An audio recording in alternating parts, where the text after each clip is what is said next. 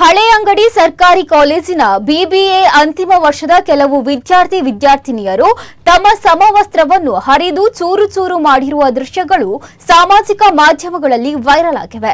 ಸಮವಸ್ತ್ರದ ಮೇಲೆ ಮಾರ್ಕರ್ನಿಂದ ಸಹಿ ಹಾಕಿರುವುದು ಹಾಗೂ ಪರಸ್ಪರ ಸಮವಸ್ತ್ರದ ಮೇಲೂ ಸಹಿ ಹಾಕಿರುವ ಘಟನೆ ಸಾಮಾಜಿಕ ಜಾಲತಾಣದಲ್ಲಿ ವೈರಲ್ ಆಗ್ತಾ ಇದೆ.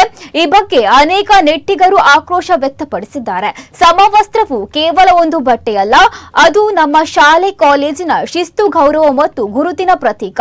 ಅದನ್ನು ಈ ರೀತಿ ಅವಮಾನಿಸುವುದು ಶಿಕ್ಷಣ ಸಂಸ್ಥೆಯ ಘನತೆಗೆ ಧಕ್ಕೆ ತರುವ ಕೃತ್ಯ.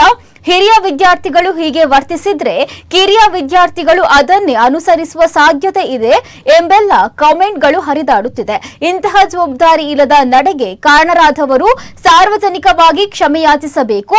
ಈ ಘಟನೆ ಕುರಿತು ಕಾಲೇಜು ಆಡಳಿತ ಹಾಗೂ ಸಂಬಂಧಪಟ್ಟ ಶಿಕ್ಷಕರು ಸೂಕ್ತ ಕ್ರಮ ಕೈಗೊಂಡು ಇಂತಹ ಘಟನೆಗಳು ಮತ್ತೆ ನಡೆಯದಂತೆ ಕಟ್ಟುನಿಟ್ಟಿನ ಕ್ರಮಗಳನ್ನು ಜಾರಿಗೆ ತರಬೇಕೆಂದು ನೆಟ್ಟಿಗರು ಆಗ್ರಹಿಸಿದ್ದಾರೆ. ಪದವಿ ಪಡೆಯುವುದಕ್ಕಿಂತ ಮೊದಲು ಸಂಸ್ಕಾರವನ್ನ ಕಲಿಯಿರಿ.